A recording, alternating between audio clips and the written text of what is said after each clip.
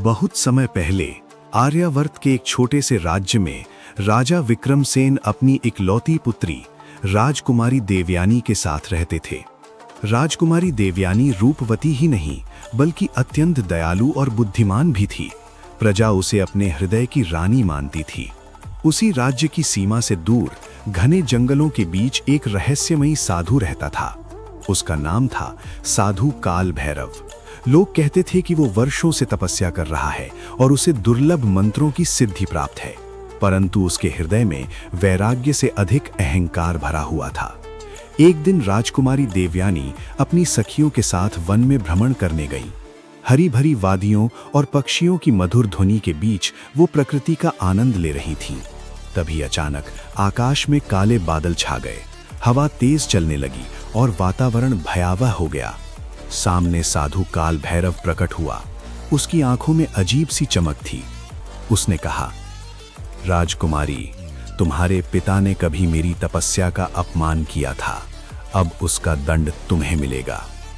राजकुमारी ने निर्भीक स्वर में कहा, साधु होकर आप बदले की भावना रखते हैं, ये आपके तप का अपमान है।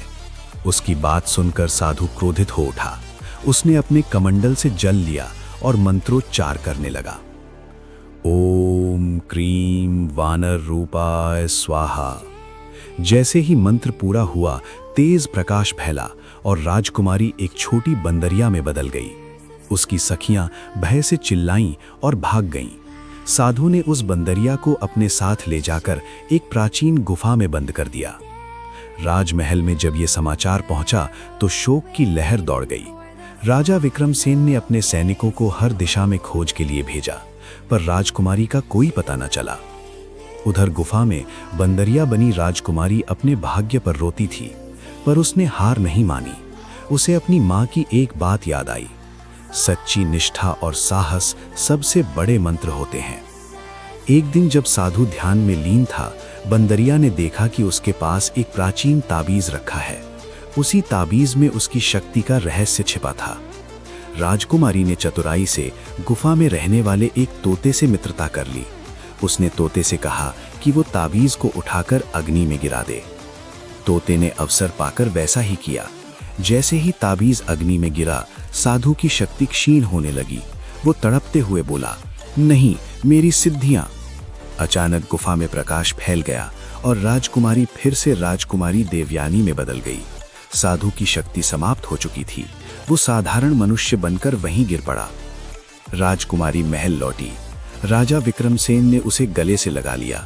राज्य में उत्सव मनाया गया। राजकुमारी ने आदेश दिया कि साधु को दंड न दिया जाए, बल्कि उसे सच्ची तपस्या का मार्ग दिखाया जाए। साधु काल भैरव ने अपनी भूल स्वीकार की और शेष जीवन सेवा और प्रायश्चित में बिताया।